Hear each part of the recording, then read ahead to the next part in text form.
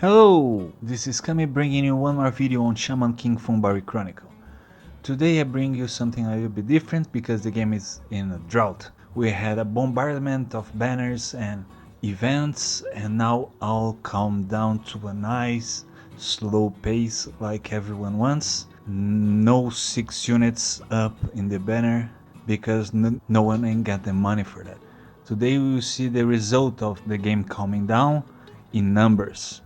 I tapped into the game revenue stats and I will show you guys right now. This is how the app did in Android. 40,000 downloads since December and $600,000 worth of revenue. That's a C-. It's not terrible, but it's not that good for a company that relies only on this game and spent 2 years developing it. But if you look at the iOS on the other hand, we had 200k downloads and 2 million revenue. That's amazing. For a game of a small IP like Shaman King, that's noticeable. Maybe the Android reports are not that transparent like the iOS are.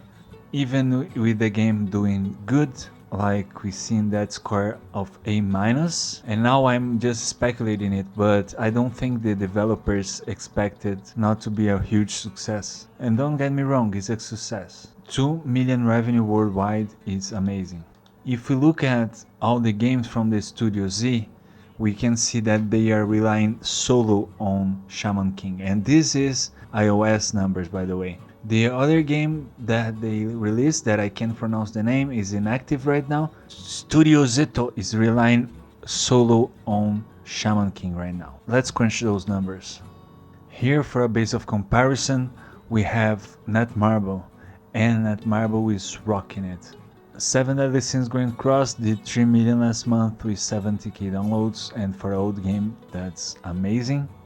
And those are the numbers that Shaman King is presenting to us. Now we can see the revenue graph. From early December on the Christmas celebration, we had a boom in the purchases and all stagnated from now. We are looking at a calm river from December 20th to January 10th. There was no huge releases besides the filler banners, and apparently Japanese people didn't go that ham for it, so maybe they will rethink their way to release banners because it was just a sensory overload at that point and the Japan audience didn't buy in. If you look at the category rankings on the App Store, Shaman King was number 1 in December 18, and it's a downfall from that.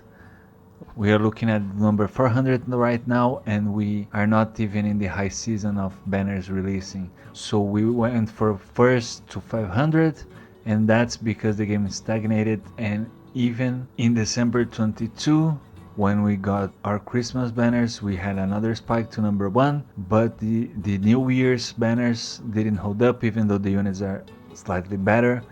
The units were filler units. I have a tool that's called TubeBuddy that shows the search on Google, YouTube, and the common tags used on those searches. At least on the YouTube analytics for English, that reflects the stagnation of the game. I think the game developers are really thinking about their next move because their overload of banners didn't work. The revenue is quite decent on iOS Store, but it's not enough to hold on an entire development company that spent 2 years on developing this. And I hope the game get into the tracks real soon. If you guys like those types of video, let me know. I can bring you updated information as soon as you get another banner, but it seems that looking at this graph, no one bought into the Christmas and New Year's banners. It was only the hype of the release, and it all flatlined from there. I love this game and I hate to see it flatline like that, but they have a lot of issues to fix, like bugs and freezes, especially the Shaman fight freezes and the internet disconnection that they have so much that makes it almost impossible to complete a full week of Shaman fight runs. I think they have amazing IP on their hands. I think they have an amazing idea and they are executing it well. I hope that translating into the graphs. So I will leave you guys like that. Thank you for watching, and I see you guys next time. Later, man.